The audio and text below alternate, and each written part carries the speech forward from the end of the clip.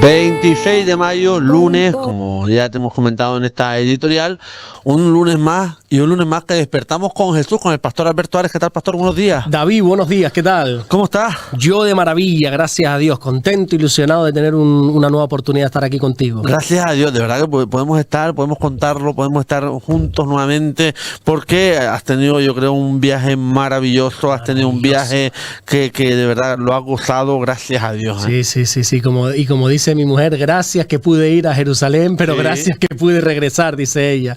No, fue un viaje muy, muy bueno, un viaje soñado, aunque ya ha ido, ¿no? Ya ha ido alguna vez para Israel, pero llevaba intentando regresar durante los últimos años varias veces y siempre se complicaba.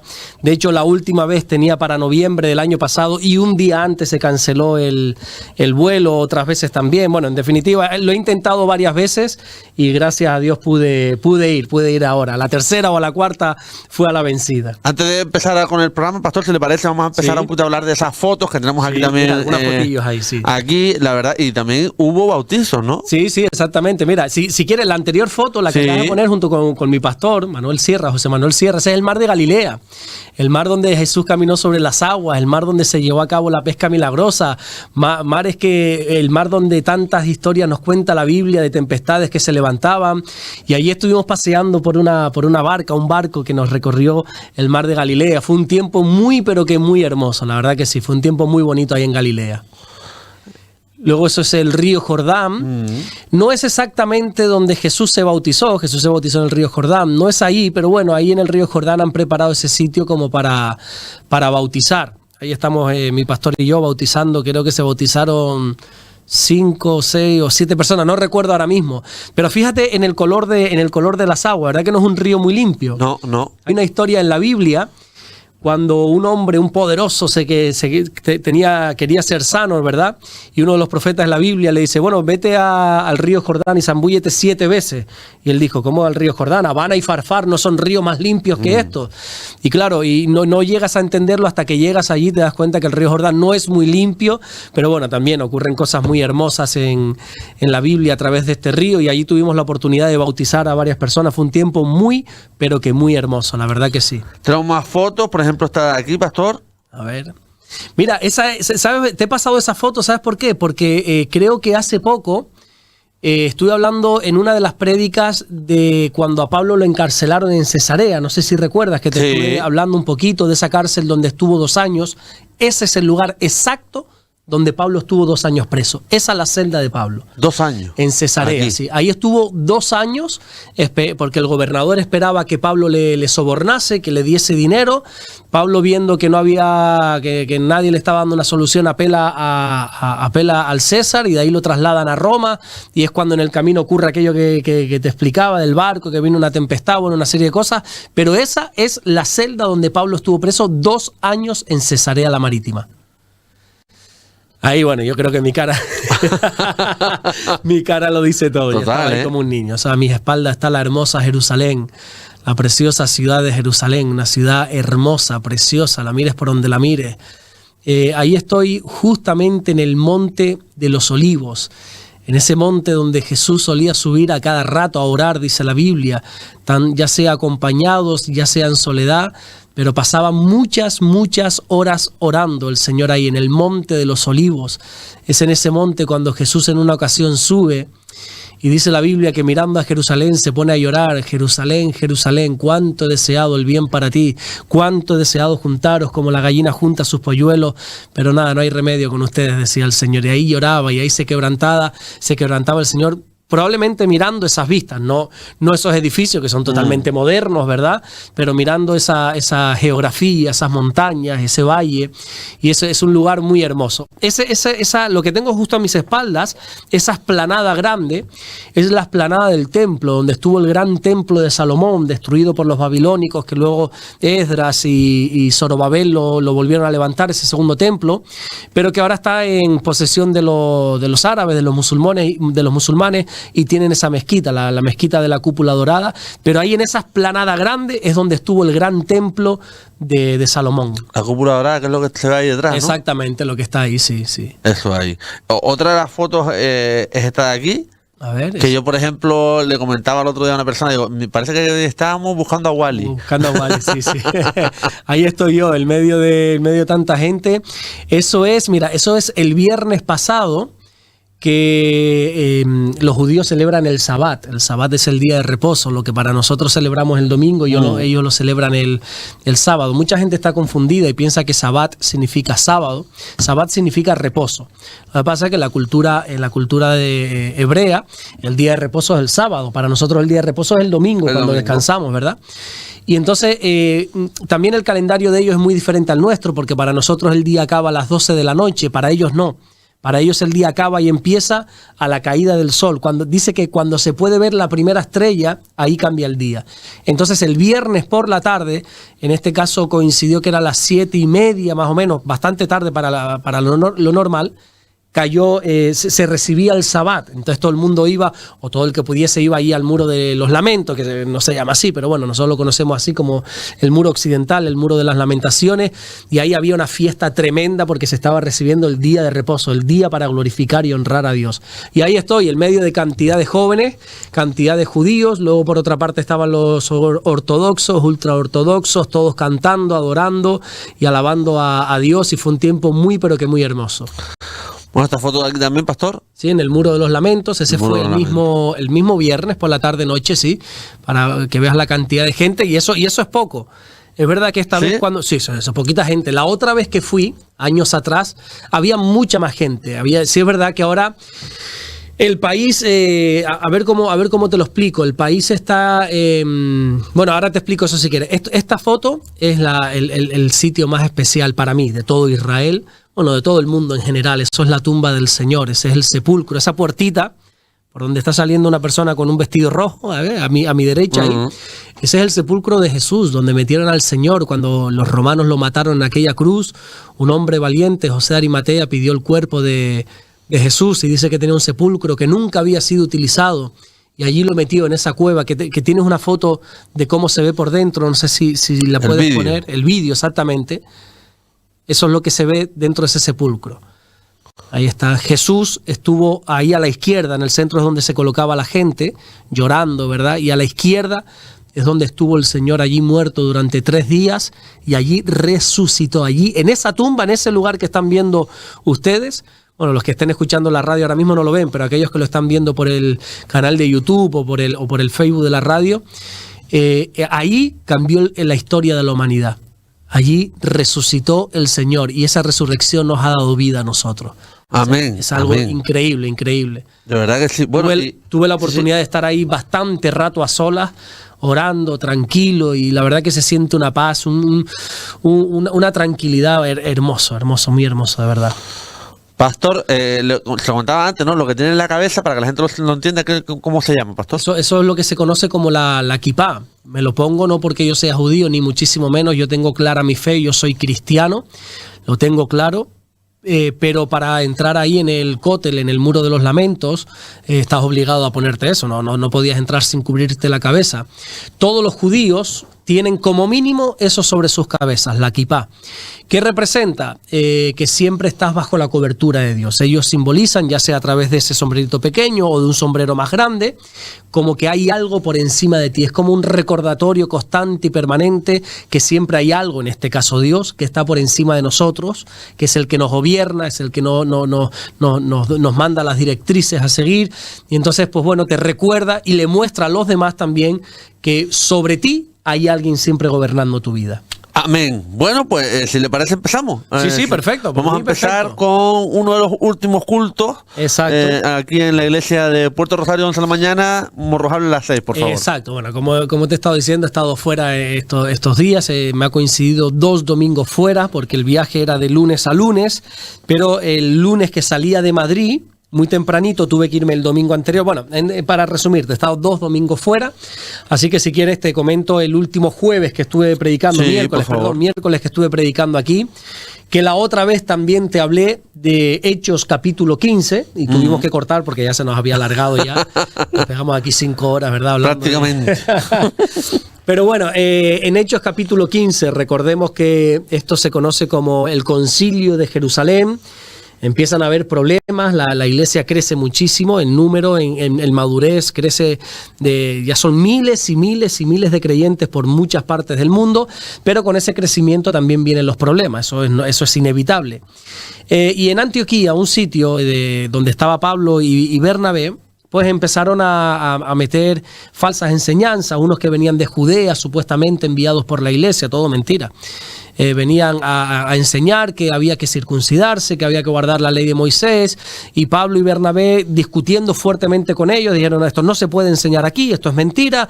Bueno, en resumen, se llevó a cabo en Jerusalén un concilio para ver qué respuesta le damos a esto, porque esto está proliferando, esto está creciendo, esta falsa enseñanza de que se tienen que circuncidar, de que hay que añadir obras a la gracia, a la obra de Jesús. Y entonces la iglesia se reúne Jacobo, que es el pastor de la iglesia de Jerusalén, allí se reúnen todos los apóstoles, los discípulos, miles y miles de creyentes, y allí se determina qué hacer. Y la determinación fue sencilla: que no se inquieta a los gentiles. Que a los gentiles todo aquel que no es judío. No estéis poniendo cargas sobre ellos. No, ya Jesús ya lo hizo todo en la cruz. No hace falta circuncidarse, no hace falta guardar la ley, no hace falta nada. Ya Jesús lo hizo todo, y eso es lo que se llama gracia. Entonces la iglesia determina que vivamos por fe, por la gracia de Jesús, de que la salvación es solo por gracia, no por obras para que nadie se gloríe. Enseñaría más adelante Pablo en una de sus cartas. La salvación es por gracia. Si tú te circuncidas, eso no sirve de nada. Si tú, los judíos es que tienen una cantidad de ritos, David, que no te lo puedes ni imaginar. Ellos se lavan las manos no sé cuántas veces. Bueno, tienen que hacer un sinfín de rituales. Y entonces la iglesia llega a la conclusión de que todo eso es en vano, todo eso no sirve de nada en cuanto a la salvación. La salvación es únicamente por gracia. Ahora bien, hay tres cosas que sí hay que hacer, no para ser salvos, sino para poder caminar correctamente en la vida cristiana. Primero, que nos apartemos de fornicación. Ese es el concilio que se llegó en Jerusalén, Hechos capítulo 15. Apartarnos de todo lo que tenga que ver fornicación. Fornicación es deseo, ¿cómo se dice? Se me fue ahora mismo. Fornicación es todo lo que tiene que ver desorden, esa es la palabra, desorden sexual. No solamente tener relaciones sexuales antes del matrimonio, sino extramatrimoniales, todo lo que tenga que ver. Incluso fornicación tiene que ver también con pornografía, tiene que ver con miradas lujuriosas. Jesús dijo: no solamente adultera el que se acuesta físicamente con una mujer, sino el que la mira para codiciarla. O sea, todo lo que tenga que ver con desorden sexual, la iglesia dice: apártate de eso. Luego, la segunda conclusión que llegan es: apártate de todo lo que tenga que ver con la idolatría. Todo lo que sea idolatría, apártate, rechaza por completo la idolatría. Y lo tercero y más curioso, que creo que te lo dije la semana pasada, es: absténganse de comer sangre. La sangre no se puede tomar. Ya, yo sé que hay gente, como decíamos la semana pasada o la anterior, no recuerdo ahora, que come morcilla y que le gusta la sangre. Pues a mí lo que hagan los demás me parece estupendo, pero yo entiendo que la Biblia dice no una, sino dos veces en este capítulo, de Hechos capítulo 15, que no se puede comer sangre. Todo esto tiene una explicación.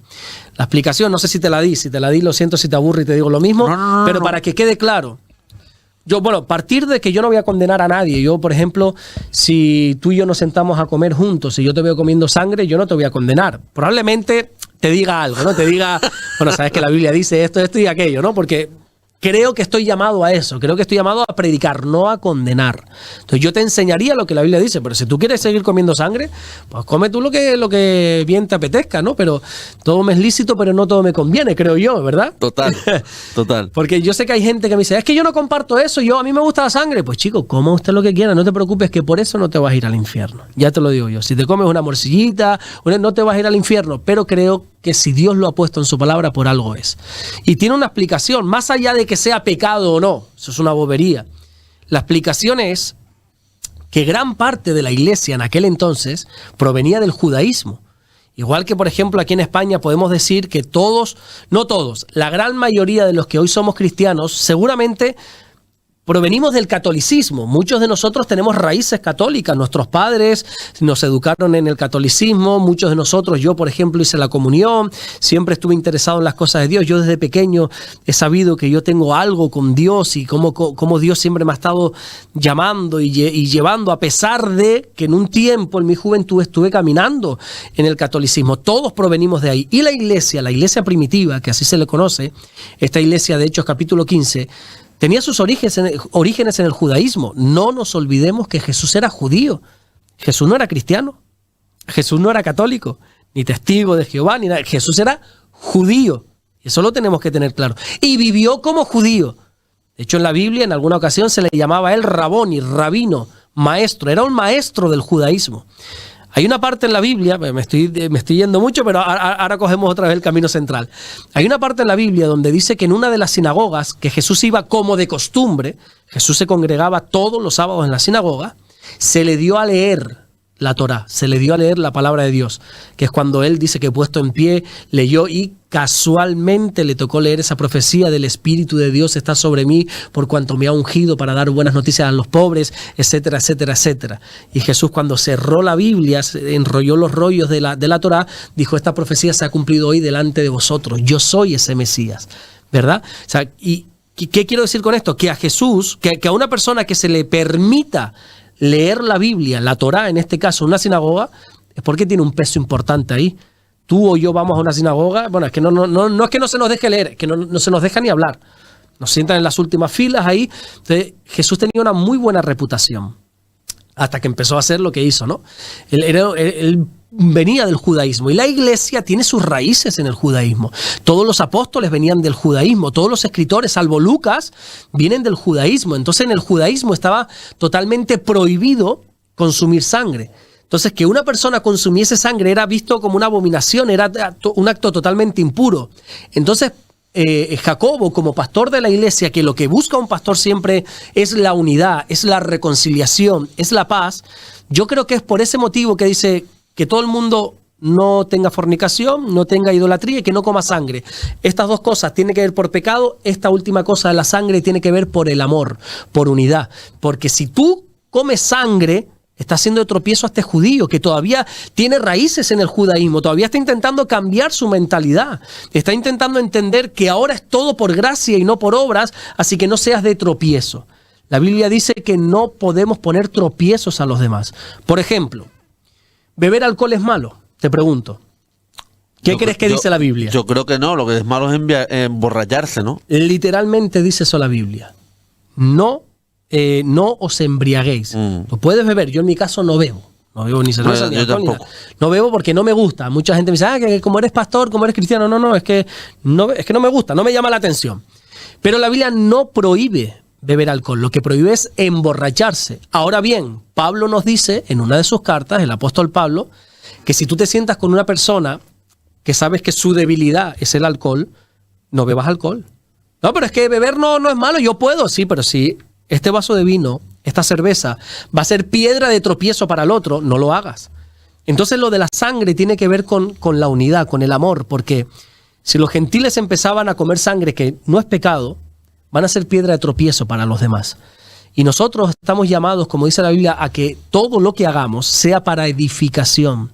Hay cosas, David, que no son pecado, pero que no debemos hacerlas. ¿Por qué? Porque eso puede molestar a los demás. Eso puede ser piedra de tropiezo para los demás. Por ejemplo, yo le digo mucho a los jóvenes, ¿ver la tele 5 horas al día es pecado? ¿O estar con el móvil 5 horas al día es pecado? No, pero no te conviene. Hay cosas que no son pecado, pero no nos convienen. Todo nos es lícito, dice la Biblia, pero no todo conviene. Entonces, la iglesia en Jerusalén llega a ese convenio, a ese concilio, ¿verdad? Esas tres cosas. Fuera idolatría, fuera fornicación, no coman sangre. Entonces, ¿qué hace Jacobo? Escribe una carta. Porque antiguamente no había correos electrónicos, no había WhatsApp, no había videollamadas para llamar a la iglesia de Antioquía. Oye, mira que al final hemos llegado a este acuerdo. No, se escribía una carta. ¿Verdad? Se escribía la carta, mira, todo esto. ¿Y la carta cómo se enviaba? Bueno, pues la enviaron con Pablo, Bernabé y había otros 2 hermanos que la fueron llevando. Todo esto está escrito en Hechos capítulo 15 del versículo 20 o 21, 22 en adelante. Y escogieron a 2 hombres. Escogieron a un hombre llamado Judas y a otro hombre llamado Silas. Pero hay una curiosidad en el versículo 22, porque dice que escogieron a estos 4 hombres, Pablo, Bernabé, Judas y Silas, pero Judas le pusieron el sobrenombre de Barsabás. Bar significa hijo, Sabás probablemente era el padre, y se le dijo, bueno, tú te llamas Judas, pero vas a ser Barsabás. Porque Judas hoy lo reconocemos como el traidor, ¿verdad? Yo creo que nadie en su sano juicio se atrevería a poner a su hijo Judas, pero Judas es un nombre precioso. Pasa que ya nuestra mente lo asocia a la traición, a la entrega que hizo este malvado hacia nuestro Señor. Pero Judas significa alabanza. El Señor sea alabado, sea exaltado. De hecho, Jesús viene de la tribu de Judá.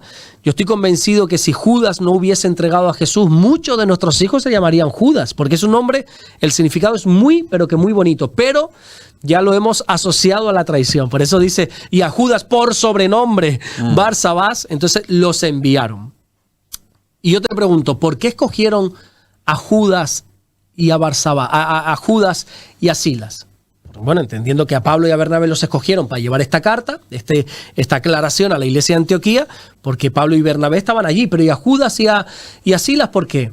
Bueno, la Biblia lo dice, porque ellos eran varones principales entre los hermanos. Aquí yo saqué una enseñanza, creo, muy interesante, y es que la iglesia no pone al frente de las filas a los amigos, a los hijos. La iglesia no trabaja por nepotismo. ¿Sabes lo que es el nepotismo, no?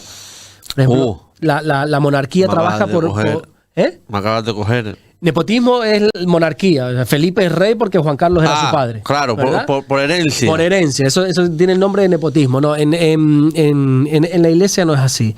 O sea, mi hija no va a ser la que va a llevar las riendas de la iglesia cuando yo no esté. Si Dios la llama a eso, sí. Pero no porque sea mi hija. En la iglesia no se pone al frente a los hijos, no se pone al frente a los amigos, ¿sabes? Como este me cae mejor. No, la iglesia se pone según la fidelidad, a los llamados de Dios. Por eso dice la Biblia que pusieron varones principales de la iglesia, que era Silas y que era Judas llamado Barsabás. Entonces sacaba esa enseñanza. Hay que saber a quién se pone en el liderazgo de la iglesia. Hay que saber a quién se pone como pastores de la iglesia. Yo conozco pastores que están en el ministerio sin tener llamado de Dios. Y eso es muy triste, porque al final el pastorado es uno de los oficios, que así lo denomina la Biblia, donde si no tienes un llamado de Dios, este oficio acaba con tu vida, literalmente. Es un oficio tan pesado, de tanta carga y de tanta responsabilidad, que yo creo que si Dios no te ha llamado es imposible llevarlo a cabo. Yo con el pasar del tiempo, que tampoco llevo muchos años, creo que no llevo todavía 15 años en el pastorado, gracias a Dios he entendido, me falta muchísimo por aprender, te lo garantizo, pero gracias a Dios he aprendido, primero, que es Dios quien ha puesto este llamado en mí, y sobre todo, que el dueño de la obra es Dios. Yo simplemente soy el pastor de la iglesia. El pastor es el que coge a todo el rebaño y se lo lleva a comer pasto fresco, ¿verdad? Que coma bien. Pero el pastor de pastores es el Señor. El que guía es el Espíritu Santo. Yo no soy dueño de la iglesia, no soy propietario de la iglesia. La cabeza de la iglesia es Jesucristo. Dios es el dueño de la iglesia. Él es el que la ha comprado a precio de sangre, dice la Biblia a través del apóstol Pablo. Y yo simplemente soy un mero servidor de Dios, que en este caso Dios me ha puesto por obispo, Dios me ha puesto por pastor para cuidar la grey de Dios, como dice la Biblia, pero mi responsabilidad no es otra salvo pastorear. La función del pastor son dos, es pastor y obispo, que es como la Biblia lo denomina. El pastor es el que alimenta, obispo es el que vigila, el que ve. El obispo era el que estaba en un rebaño de lejos mirando que no viniesen los lobos, era el atalaya, el que miraba constantemente. Ese es el trabajo de un pastor, ser pastor y ser obispo, mirar y cuidar y alimentar. Ya está, la iglesia no es mía, yo no soy responsable, yo he de dar cuentas a Dios de las almas que Él me ha entregado, pero ya está. Entonces por eso te digo que tiene que ser un llamado de Dios, porque si no tienes un llamado de Dios, esto te consume.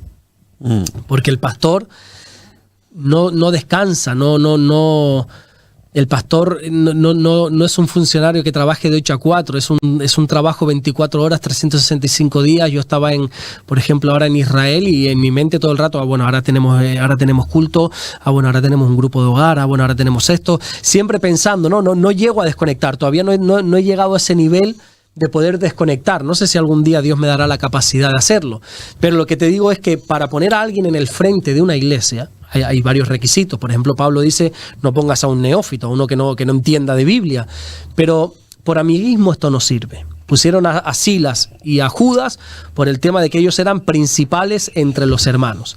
Y ahí, si quieres, pasamos a preguntas. No. Está mirando que el audio estuviese saliendo bien. Nada. No, pero te digo, porque si no, no vamos a tener espacio para preguntas. ¿Sigo? Sí. Tú córtame, si no, yo tengo 175 páginas aquí para hablarte del capítulo 15. Agüita, ¿eh? Sí, yo me enrollo como una persiana. Bueno, entonces... 5 minutos más le dejo. Venga, perfecto. Y luego tú me haces así y yo ya lo entiendo. Una vez estaba predicando, perdona que... hace años, hace como 15 años lo menos, estaba predicando. Y entonces no tenía reloj, y la iglesia, yo me había puesto un reloj en el fondo, no al principio para que nadie lo viera, sino en el fondo para yo guiarme, porque como has podido comprobar, yo me enrollo. Y no es de ahora, es de siempre, yo soy así, me enrollo mucho. Entonces le dije a uno que se sentó en primera fila antes de empezar, mira, si ves que me enrollo, hazme una señal disimulada para ya ir cortando. Y en medio de la prédica, él estaba sentado en primera fila, me hace... ¡Corta! Digo, menos mal que le dije que me hiciera una señal disimulada. Toda la iglesia, bueno, tú imagínate. Pero entonces la iglesia envía a Pablo, a Silas, a Judas llamado Barsabás, a Judas llamado Barsabás, Bernabé, Pablo, estos 4, los envía. Y sucede algo muy, muy hermoso, porque en esa carta a los gentiles de Antioquía, dice el versículo 23 de Hechos 15, que comienza así: los apóstoles, los ancianos y los hermanos, a los hermanos de entre los gentiles que están en Antioquía, en Siria, en Cilicia, salud.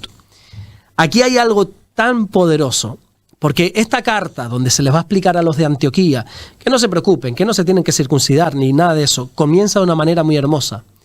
Porque la iglesia de Jerusalén está denominando por primera vez a los gentiles hermanos. Les está diciendo a los hermanos que están allí en Antioquía. Lucas ya los había denominado hermanos a lo largo de la carta de Hechos. Tú vas a decir, no, pero es que yo ya he leído en Hechos cómo a los gentiles se les llama hermanos. Sí, eso es Lucas. Ahora es una carta firmada por la iglesia. La iglesia estaba aceptando a los gentiles como hermanos.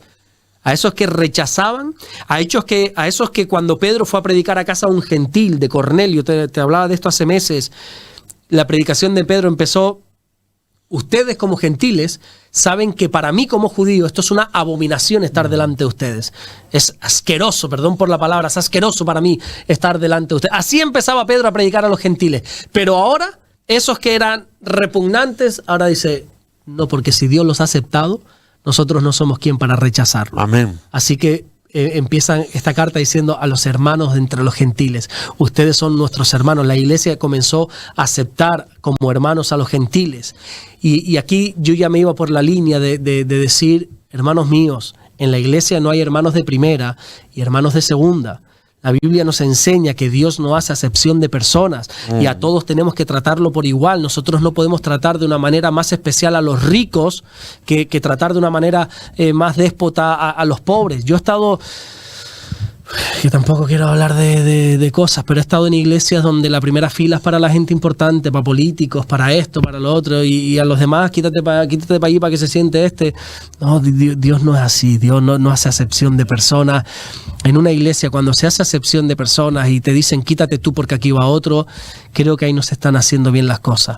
No quiero entrar en juzgar ni en no juzgar, pero a la luz de las Escrituras entiendo que todos somos iguales delante de Dios y que no hay ni buenos ni malos.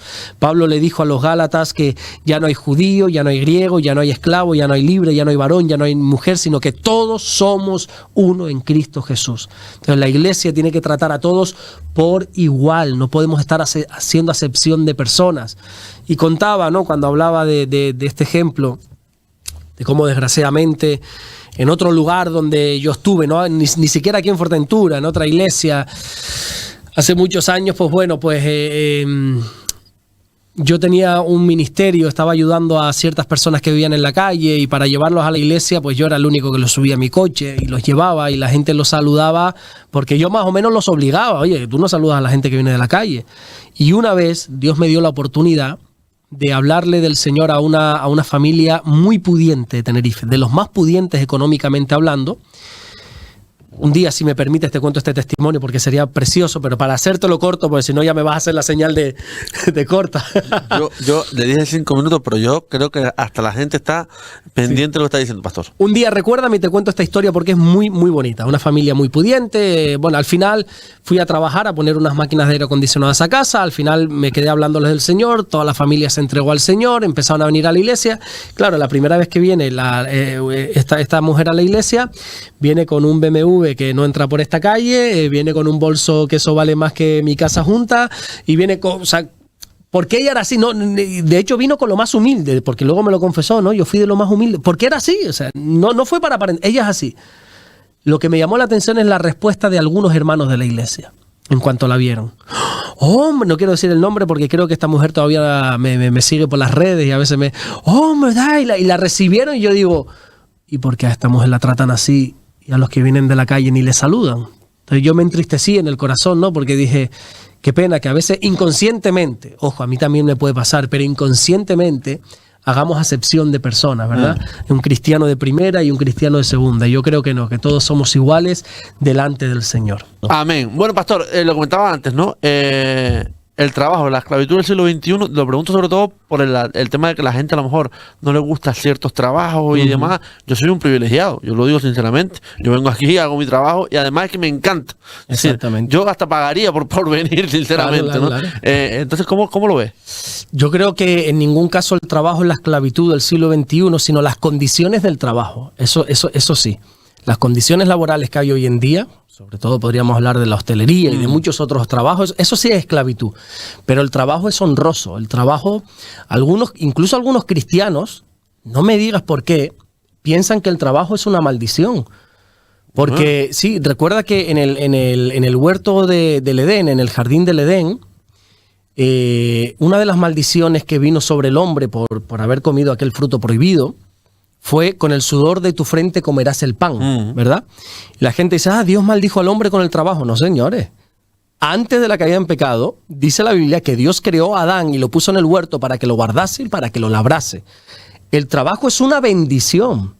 El trabajo es algo donde el hombre, donde la mujer nos desarrollamos, donde no entramos en ociosidad. La Biblia habla muy mal de la ociosidad, de los gandules, de los vagos, de los ociosos, de los que no quieren hacer nada. La Biblia incluso habla de que el ocioso es el que vive una vida desordenada.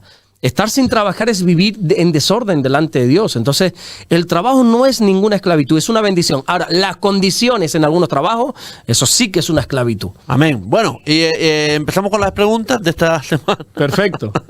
Media hora casi. ¿Me dejas hacerte una broma? Claro. Dice que la maldición fue con el sudor de tu frente comerás el pan. Hoy en día, con algunos gobiernos que tenemos, es con el sudor del de enfrente comeré el pan. Total. Sí, no, es con tu sudor. Total. Trata de vivir de pagas y de ayudita y ponte a trabajar y que sudes un poquito por aquí de vez en cuando para que puedas comer el pan tranquilamente. Es importante, de verdad que sí. Amén. Bueno, y ahora sí que sí. ¿Las emociones, pastor, son pecado o no? No, ni muchísimo menos, ni muchísimo menos. Date cuenta que Dios, que es nuestro creador, nosotros somos creación de Dios, así nos ha creado Él. Dios nos ha creado con emociones, entre otras cosas porque Dios nos ha creado a su imagen y a su semejanza. En el primer capítulo de la Biblia, en Génesis capítulo 1, en el versículo 27, dice que Dios creó al hombre a imagen y a semejanza suya. Y cuando tú te pones a estudiar un poquito sobre Dios en la Biblia, te vas a dar cuenta que Dios tenía emociones. Bueno, tiene emociones. Dios es un Dios que ama, que tiene amor. Dios es un Dios que se goza, que se alegra. Sofonías capítulo 3 versículo 17, si no me equivoco, dice que Dios se regocija con cánticos sobre nosotros. Es un Dios alegre, es un Dios gozoso, es un Dios que se entristece. La Biblia dice, por ejemplo, que cuando Jesús murió y se oscureció el cielo, pues Jesús estaba triste. En el Getsemaní Jesús estaba triste. Es un Dios que se alegra, es un Dios que se aira, que se enfada. Entonces no podemos decir en ningún momento que las emociones son pecados. Jesús mismo se emocionó. Y la Biblia nos deja claro que Jesús nunca pecó.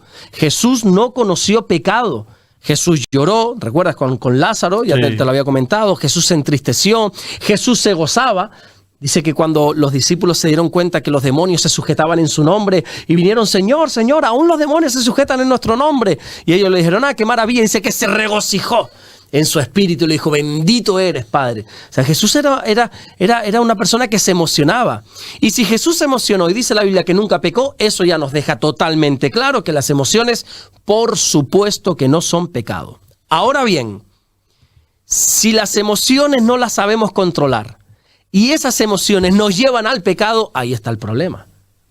La alegría no es pecado, ni mucho menos. Ahora, si cuando estás alegre pecas, si cuando estás alegre, sabes que esa gente que está alegre el día 1, ¿verdad? El día 1 que cobra y se dan su homenaje, como dicen algunos. Sí. No, la alegría no es pecado, la alegría es algo que Dios ha creado y que bueno, ¿verdad? Estemos alegres y tenemos que cantar alegres al Señor, dice la Biblia, pero que la alegría no te lleva al pecado. La Biblia habla de que enfadarse no es pecado, incluso airarse no es pecado. Para perder los papeles sí, ¿verdad? Gritar, dar un portazo, golpear o decir palabrotas, eso sí es pecado. Airarse no. Entonces, si hay una emoción que no sabes controlar y eso te lleva al pecado, ahí está el problema. El problema no está en la emoción, sino el no saber gestionar la emoción, exactamente. Pastor, ¿cómo puede un cristiano equilibrar la fe y las emociones? Pues yo creo que dándole prioridad siempre a la fe, el equilibrio correcto entre las emociones y la fe es siempre decantarse por la fe. Está claro que caminar en fe, que es el llamado que nos hace la Biblia, el justo por su fe vivirá, dice así la Biblia, caminar en fe muchas veces conlleva miedo. Muchas veces. Recuerda cuando Jesús, por ejemplo, le dijo a ese Pedro en la barca, en una tempestad, ven y camina sobre las aguas. Oye, vale, tengo fe, pero tengo miedo, ¿verdad? Entonces, cuando se nos está enfrentando la fe con las emociones, sea buena, sea mala la emoción, siempre nos tenemos que decantar por la fe. Y enfrentamos el miedo porque tenemos fe. Yo por ponerte un ejemplo, a mí me da muchos nervios predicar, desde siempre, desde que empecé. Me pongo muy nervioso, incluso a veces hasta me descompongo, me da mucho nervio. Y encima cuando tengo que predicar en otra iglesia que no es en la que yo pastoreo, más todavía. En la mía también, pero como ya de la familia, pues como que un poco menos. Pero en otras iglesias, o cuando mi pastor me llama a su iglesia en Tenerife a predicar, no, yo ahí estoy una semana ya de los nervios. Exactamente. Pero aunque tengo esa emoción, esos nervios, yo actúo por fe. Y yo creo que Dios me ha llamado a compartir la palabra, a enseñar la palabra, a predicar la palabra. Yo no me puedo quedar atrapado en el miedo, en el nerviosismo, sino que por fe ando. Tengo miedo, estoy temblando. Y si tú te das cuenta y ves alguna predicación, que sobre todo las que no son en la iglesia donde yo pastoreo, muchas veces empiezo hasta temblando, soy muy nervioso. Pero lo hago por fe y al final, qué bueno que Dios se glorifica, ¿no? Pero nosotros tenemos que enfrentar siempre todas las emociones con la fe. Alguien dijo que fe es seguir confiando aunque el corazón esté temblando. Seguimos confiando, pase lo que pase, y entre la fe y las emociones se tiene que decantar siempre la fe. Mi fe está sustentada en lo que Dios dice, no en lo que yo siento. Eso tenemos que tenerlo claro. Por lo tanto, independientemente de las emociones, de los sentimientos que pueda estar viviendo, enfrentando, nosotros tenemos que saber que por fe andamos y no por vista. Eso no quiere decir que la fe niegue la realidad. No. Yo sé que estoy nervioso, yo sé que tengo miedo, pero yo por fe ando. No me puedo quedar parado, no me puedo quedar estancado en un sentimiento, sino que por fe camino. La fe no ignora las emociones, sino que las gobierna. Amén. Pastor, ¿qué consejo bíblico daría a alguien que lucha con la ansiedad? Bueno, pues el consejo, creo yo, más importante que se le puede dar a una persona que esté luchando con la ansiedad es que no está solo, Dios está con él. Yo creo que podríamos poner esa base y luego desarrollar esta respuesta, pero lo primero que tiene que entender una persona ansiosa, en ansiedad, es no estás solo. Aunque muchas veces te sientas solo, aunque la ansiedad quizá la estés sobrellevando en la intimidad, en la soledad, Dios está contigo. La Biblia nos llama a través de Pedro que nosotros tenemos que echar toda nuestra ansiedad sobre Dios porque Dios tiene cuidado de nosotros. Nuestra ansiedad no es para que la llevemos nosotros, échala sobre Dios. Cuéntale, ora a Dios y cuéntale qué es lo que te preocupa, qué te está quitando el sueño, qué es lo que te hace estar en ansiosa inquietud, qué es lo que te tiene en esa ansiedad que no te deja vivir. Echa a Dios toda ansiedad. Pedro no dice, bueno, echa sobre Dios algo aparte de tu ansiedad. No, toda vuestra ansiedad sea echada sobre Dios y tenemos que aprender a derivarla, ¿verdad? Y por otra parte, entender que creo que lo citaba al principio de la entrevista, el Salmo 23, el Señor es mi pastor, nada me faltará. O sea, tengo que entender, Dios es mi pastor. No me puedo preocupar tanto porque nada me va a faltar. Lo único que tengo que preocuparme es en estar bien con Dios. Y estando bien con Dios, es que no me va a faltar absolutamente nada. También es cierto que en algunos casos o en muchos casos es bueno pedir ayuda, ¿vale? Porque la ansiedad cuando la llevas tú solo, a veces te cuesta, ¿verdad? Ya no sabes ni cómo orar, te sientes incluso culpable o indigno de ir a la presencia de Dios. Entonces sería bueno pedir ayuda, sobre todo pedir ayuda en oración. La Biblia dice que si alguno está enfermo entre nosotros, tenemos que buscar a algún anciano entre la iglesia para que ore por nosotros. Oye, decirle al pastor, algún anciano de la iglesia, algún líder de la iglesia, mira, me está pasando esto, necesito ayuda en oración, incluso en profesionales también, no sé, yo nunca he acudido, desde que estoy en el Señor, nunca he acudido a un psicólogo, pero no digo ni muchísimo menos que esté mal. A veces es bueno también pedir ayuda, pero entendiendo que la ayuda y la sanidad va a venir por parte de Dios. Y Dios les dijo eso porque sabe perfectamente que en el corazón del ser humano nos atrae lo malo, nos atraen las cosas prohibidas. Las cosas prohibidas atraen, ¿verdad que sí? Solo hace falta que nos digan, no. Eso no, los ojos se nos van detrás de eso. Sobre la marcha. Es así, es que es el corazón del hombre. Así somos, todas las personas. Naturaleza pecaminosa. Exactamente, por eso Dios les dice, les voy a bendecir, les voy a meter en la tierra prometida, les voy a introducir en un sitio maravilloso, pero cuídense de no imitar lo malo. Lo prohibido atrae, porque así es el corazón, se inclina hacia lo malo, se inclina hacia lo prohibido. Por ejemplo, Dios coloca a Adán y Eva en un huerto que mucha gente piensa que era pequeñito. El huerto del Edén, el jardín del Edén era inmenso. La Biblia da los parámetros, los límites de ese huerto, era inmenso. Y les dice, de todo árbol del huerto podéis comer. ¿Cuántos árboles podría haber ahí? Pues no sé, no tengo ni la más remota idea de cuántos árboles, pero cientos o miles de árboles que daban fruto había allí seguro. Y Dios le dice, mira, ¿ves todos estos manjares? Puedes comer de todo, menos de este. Ese es el que fue. Tú mismo lo has dicho. Claro. Ese es el que fueron.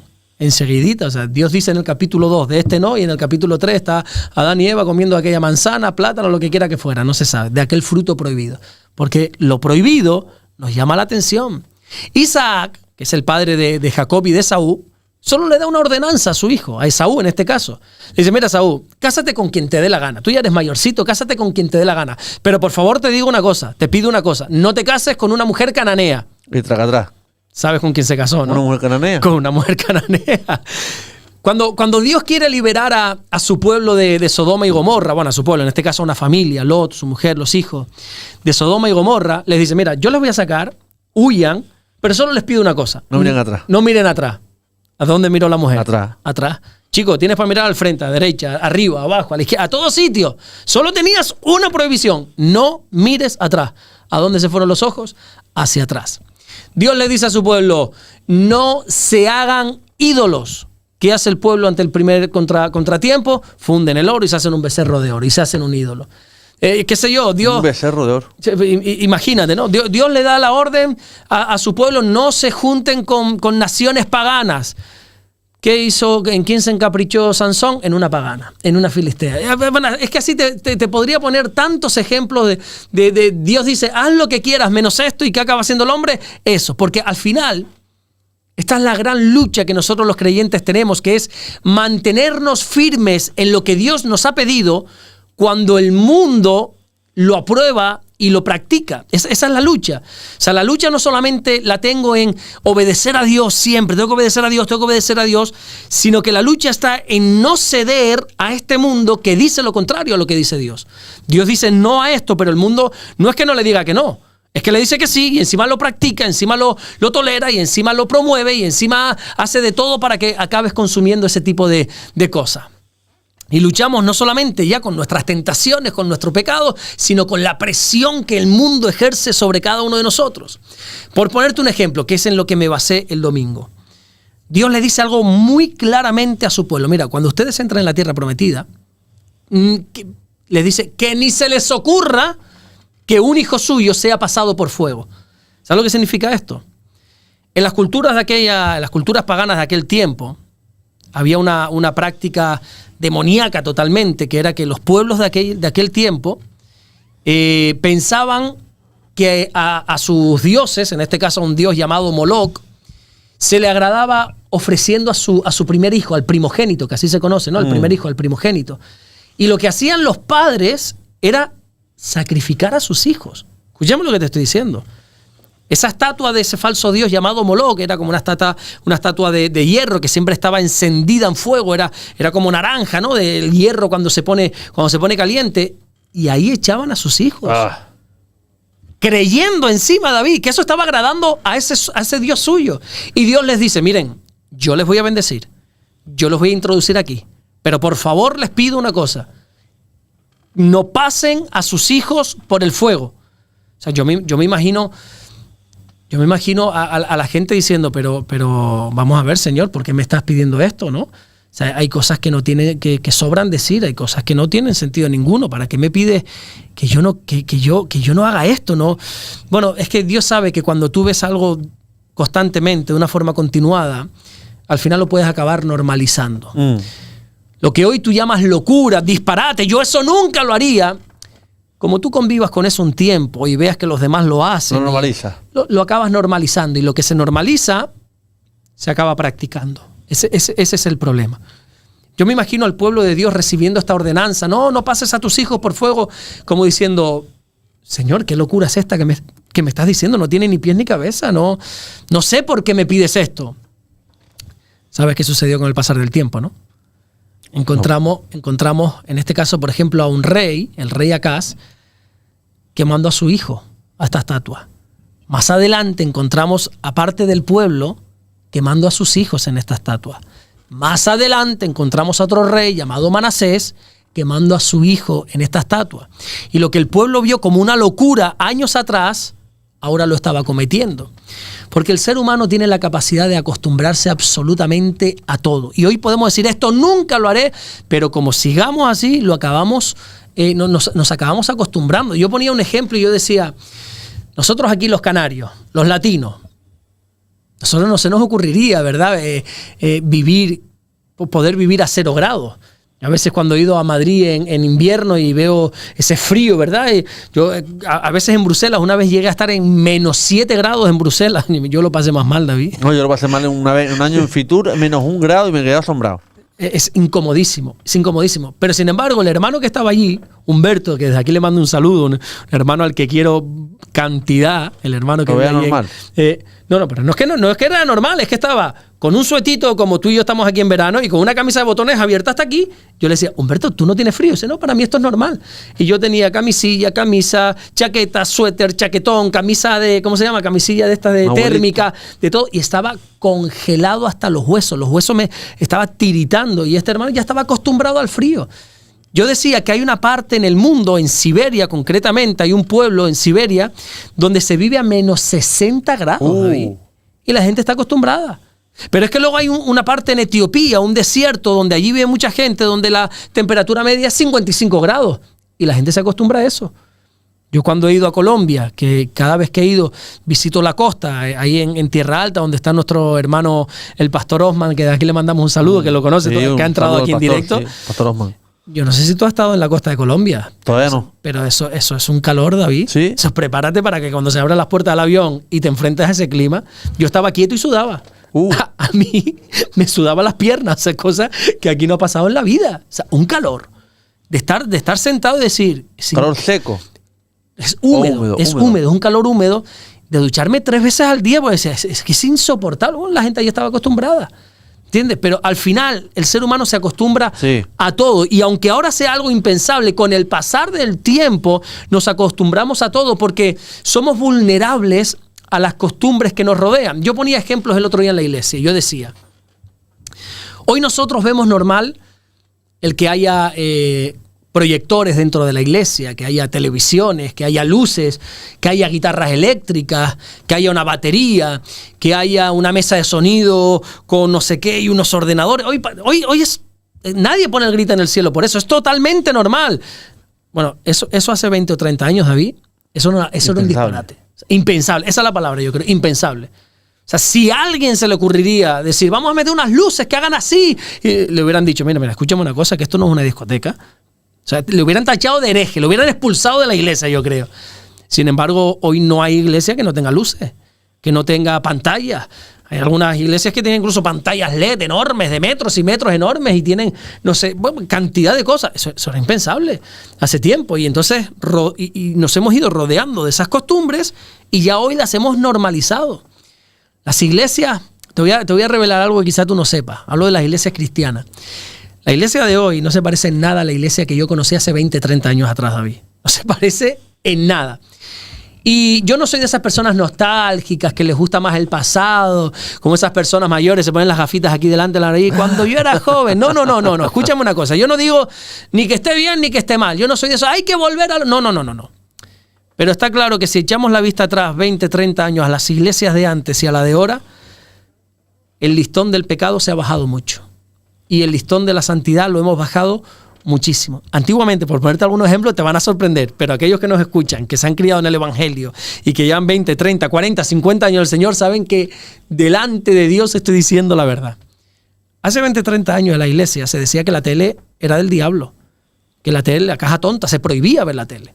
Se decía, mi mujer, que tiene ahora 39 años, se crió en una generación que le decía que Disney era del diablo. Y que no podía ver Disney porque allí en Disneyland París hay como un altar a Satanás. O sea, esos cristianos de allí hemos sido criados en esa cultura. Hoy ¿qué película le ponemos a nuestros hijos? La de Disney. La música que no era cristiana, eso era impensable que un cristiano la escuchara. O sea, hemos ido bajando. Mira, yo le decía el otro día a los jóvenes en la iglesia, hace 20 años atrás...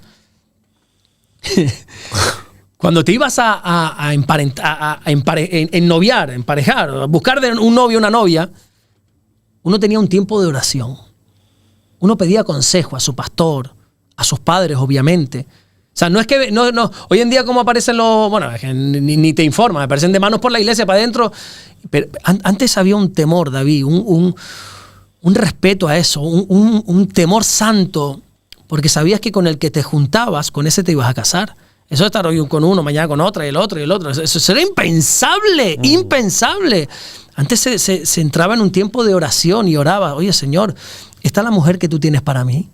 ¿Este es el hombre que tú tienes para mí? Si no es para mí, quítalo, arráncalo de mi vida. O sea, había como eso. Antes, yo ponía el ejemplo también, antes, no es que llegar tarde a la iglesia era impensable. Bueno, es que no se hacía. Eso para empezar. No es que fuera impensable, es que no se hacía. Pero es que antes... se llegaba una hora antes a la iglesia. ¿A qué hora es el culto? ¿A las 6? No, ya la gente sabía que a las 6 empieza el servicio para Dios. Pero a las 5 yo estoy ahí. ¿Y qué hacían? Como hacemos ahora, ir a hablar. ¿Y qué tal? ¿Cómo iba la semana? ¿Viste el partido? Ponme un cortado. No. Antes la gente iba y se sentaba con sus Biblias a leer. Y eso no entraba en una iglesia el raro era el que hablaba.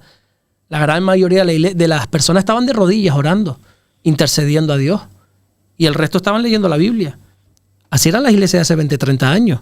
Hoy en día, tú ves a alguien de rodillas en la iglesia. Bueno, los dominicanos, gracias a Dios, todavía mantienen esta tradición. El otro día se lo dije a los dominicanos. Ustedes, desgraciadamente, se han hecho a nosotros. Y nosotros tendríamos que habernos hecho a ustedes.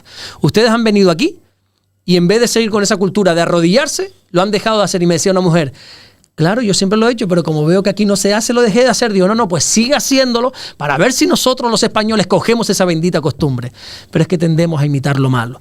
Y hemos acabado normalizando un estilo de iglesia que hace 20, 30 años era un disparate. O sea, si hace 20 o 30 años nos llegan a decir que las iglesias iban a ser así, no es impensable. ¿Tú sabes cuánto duraba un culto de antes? ¿Cuánto? 3 horas mínimo. Al primer culto que yo fui, yo llegué a un momento, David, que yo miré a Damaris, porque yo fui la primera vez con ella, y yo le dije a Damaris, tú me estás tomando el pelo. O sea, esto no se va a acabar. Este hombre no se va a callar. Yo con 15 años, a mí me metieron ahí. Y venga canción, y venga otra canción, y venga otra canción, y venga, ahora siéntate, ahora levántate, ahora venga, ahora vamos a esto, ahora los anuncios, ahora aquello, ahora... Y la predicación, ese hombre, yo no sé cuánto estuvo, pero hora y media mínimo. Yo, mira, Damaris, ya está bien, sácame de aquí. O sea, eran cultos interminables. Y cuando el pastor terminaba de predicar, tú decías, bueno, ya me voy a ir a mi casa. No. Ahí empezaba la administración, ahí empezaba, ahora vamos a orar los unos por los otros, y se oraba por este, se oraba por el otro, y ahí te pegabas otra hora más. Y esos eran los cultos de antes. Ahora un culto, como te dure más de hora y media, ya la gente te mira como, ¿te estás extendiendo? Como siga así, no vengo más, ¿verdad? Las cosas han cambiado. Vuelvo y repito, no quiero decir, no, antes era mejor, ahora no. Pero creo que hemos bajado bastante el listón. ¿Y por qué? Porque hemos ido acostumbrándonos a cosas que nuestros padres no decían que no estaban bien. Pero poco a poco nos hemos ido acostumbrando. Y como esto sigue así, dentro de 5 o 10 años, David, vamos a ver cosas en las iglesias que ahora diríamos, nunca, eso nunca se hará en la iglesia. En poco tiempo vamos a ver disparates dentro de la iglesia, te lo garantizado, porque es una de las señales de los últimos tiempos es que muchos apostatarán de la fe, o sea, se irán por el camino equivocadísimo. La gente, yo veía que me estaba mirando en la iglesia con un poco raro y digo, ¿crees que no es cierto lo que estoy diciendo? Esto ya pasó. En Corinto, cuando el apóstol Pablo escribe la segunda carta a los Corintios, la primera carta a los Corintios, sucede algo que Pablo dice, mira, es que me he enterado que entre ustedes hay un pecado que yo no lo he visto ni en el mundo. O sea, resulta, a mí me da hasta apuro hablar de esto, pero es que es un mensaje que la Biblia da. Resulta que dentro de la iglesia había un hombre que se estaba acostando con su propia madrastra. No, David, o sea, un disparate, un disparate. Pero el mayor disparate, Pablo no pone el grito en el cielo por eso. Al final el pecado, si no es con uno, es con otro. El pecado da igual. Pablo tiene que escribir y tomar cartas en el asunto, no por ese disparate, ese pecado que se estaba haciendo. El gran error, dice Pablo, es que ustedes están envanecidos, le dice Pablo. Ustedes han aceptado este pecado. Están envanecidos. Envanecido significa orgulloso. En vez de reprender a este hombre, en vez de señalar este pecado, ustedes se han enorgullecido de esto. Y están con los pechos inflados. Mira, ¿a quién tenemos entre nosotros? Y es que eso puede volver a pasar en la iglesia, porque nos acostumbramos a todo, porque el pecado tiene la capacidad de normalizarse. 45 minutos, te imaginas. Nos queda prácticamente 10 minutos de programa y vamos a preguntar, Pastor, ¿cómo debería actuar la iglesia ante la injusticia social según el ejemplo de Jesús? Bueno, una muy interesante pregunta, pero creo que lo primero sería preguntarnos, bueno, ¿y cómo obró Jesús? Bueno, ¿cómo tiene que obrar la iglesia frente a la injusticia? ¿Cómo obró Jesús? Bueno, ¿y cómo obró Jesús ante la injusticia? Porque Jesús vivió en uno de los imperios más injustos que había, uno de los tiempos donde se vivía mayor injusticia. O sea, los romanos eran injustos en cuanto a tributos, en cuanto a esclavitud, en cuanto a cantidad de opresión. O sea, si alguien era injusto eran los romanos, el imperio romano. Y Jesús vivió ahí. Entonces uno dice, bueno, ¿y qué hizo Jesús frente a esta injusticia? Bueno, te puedes leer la Biblia 80 veces que no vas a encontrar a Jesús haciendo manifestaciones, liderando protestas políticas, con una pancarta diciendo, no, que no se haga esto, que yendo por las instituciones a visitar al César. Oye, César, a ver qué pasa allá, hombre, cambia la ley esta ya. No vas a encontrar nunca nada de eso. De hecho, el motivo principal por el cual los judíos mataron a Jesús, ¿sabes por qué fue? ¿Por qué? Porque no lo recibieron como el Mesías, porque ellos tenían el concepto, los judíos pensaban que el Mesías iba a venir para liberarles de la opresión de Roma. Ellos esperaban un Mesías con la espada en la mano. Claro, y viene Jesús con un mensaje de amor y de paz, y que la única espada que tenía era la palabra de Dios, y diciendo ámense los unos a los otros, y a este romano que está abusando de ti, que te está golpeando en el lado derecho, ponle también la mejilla izquierda, y te está robando la camisa, pero dale también el suéter, y te está pidiendo por obligación que tienes que caminar con él 1 milla, tienes que caminar 2, y un mensaje así que dijeron, este no es el Mesías, este es un fraudulento, este es un impostor, no puede ser el Mesías, porque el Mesías nos va a liberar de Roma, de la injusticia. Sí, pero es que Jesús quiere liberarnos de la injusticia, no de la manera que nosotros pensamos. Hay otro camino, ¿verdad? La labor principal de la iglesia es anunciar el evangelio y hacer discípulos. Y así es como se vence la injusticia. No saliendo por las calles con pancartas y vamos ahora a sumarnos a esta manifestación. No. Mira, Jesús en la Biblia tiene muchos nombres, pero uno de los nombres es el Rey de Justicia. Él es el Rey de justicia. Él quiere las cosas rectas. Él no es un Dios de injusticia. Y nosotros como seguidores que somos, como cristianos que somos, tenemos que también luchar por la justicia y luchar contra la injusticia. Pero ¿cómo tiene que actuar frente a la injusticia la iglesia? Bueno, no es saliendo a la calle a defender nuestros derechos, no es haciendo manifestaciones, no, porque David, nuestra lucha no es física, es espiritual. Y la injusticia existe porque existen injustos. Entonces, lo que hay que hacer es a todas esas personas injustas que no han conocido de Dios, predícales el evangelio. De nada te sirve lograr cambiar una ley si el siguiente político de turno la va a volver a cambiar, porque eso está naciendo de un corazón malvado, de un corazón injusto. La Biblia dice que cuando el justo domina, todo está bien, pero cuando son los impíos los que gobiernan, todo va a estar mal. O sea, el tema no es la injusticia, no, el tema está en el corazón, en la injusticia que hay en los corazones, y la iglesia tiene que actuar sabiendo que la iglesia no está para política, no está para otras cosas, sino para predicar el evangelio. Y esa es la mejor manera de poder luchar contra la injusticia, porque por otra parte, ¿quién dictamina lo que es justo y lo que es injusto? Porque esa es otra buena pregunta. ¿Cómo luchamos contra la injusticia? Bueno, partamos de qué es una injusticia. Porque estamos viviendo en un mundo de locos. Hoy es justo que el ocupa tenga más derechos que el propietario de la casa, por ejemplo. Sí. ¿Tú me vas a decir que eso es justicia? Eso no es justicia, eso es una incoherencia. Entonces, ¿y quién dictamina lo que es justo y lo que es injusto? Eso es importante, ¿verdad? Yo creo que la única manera de acabar con la injusticia, yo lo tengo claro, es predicando el evangelio y haciendo que toda rodilla se doble delante de Jesús. Amén. Pastor, ¿qué le diría a un joven que cree en Jesús, pero que no cree o no confía en la iglesia? Bueno, pues creo que ese joven tendrá sus motivos para no creer, no confiar en la iglesia. Lo primero que le diría es, bueno, puede ser que te entienda, puede ser que te entiendo, no te voy a condenar, no te voy a señalar, puedo entender tu dolor, tu frustración, tu desilusión, no sé de dónde ha venido, pero lo puedo llegar a entender, pero también le digo que eso no puede ser. Es inviable querer amar a Jesús y no amar a la iglesia, es totalmente inviable. Dice que la iglesia es el cuerpo de Cristo, Cristo es la cabeza de la iglesia, no se puede amar la cabeza y despreciar el cuerpo. No, si Cristo amó a la iglesia, dice que Cristo amó a la iglesia hasta la muerte, se entregó por ella. Yo no puedo no amar lo que mi Señor ama. Entonces, puedo llegar a entender, porque dentro de la iglesia, pues bueno, pues no todo es perfecto, evidentemente, y no todo es perfecto porque la iglesia está compuesta por personas pecadoras, por personas dañadas, por personas con una identidad deformada desde Adán, como te decía antes, ¿no? Estamos en un proceso de restauración, sí. Estamos en ese camino a la tierra prometida, no somos perfectos. Aquí no hay varón perfecto, el único varón perfecto es Jesús. Que algunos se pinten de perfectos y de santos es su problema. Yo tengo claro, y la iglesia que yo pastoreo tiene claro que su pastor no es perfecto. Yo no soy de esos pastores que no, yo soy perfecto. No, ni mucho menos. Tu pastor tiene más errores que tú probablemente. Pero estamos luchando contra ellos. No hemos tirado la toalla. Amén. Seguimos trabajando, seguimos luchando. Entonces, a esos jóvenes que no creen en la iglesia por motivos el que sea, le diría que tiene que trabajar en eso. Tiene que amarla, sí o sí. Tiene que amar la iglesia, sí o sí tiene que amar la iglesia. Hay un versículo que me gusta mucho, creo que está en la carta que Pablo le escribe a Tito, que dice: Tito, por este motivo te dejé en Creta, para que corrijas lo deficiente. O sea, ya la Biblia nos presenta que la iglesia tiene cosas deficientes. La iglesia, pero tiene cosas deficientes por nosotros. La cabeza es santa, es perfecta, que es Cristo. Pero nosotros lo estropeamos todo. Donde el ser humano pone la mano, lo estropea todo. Sí. ¿Es o no es? Sí, es así.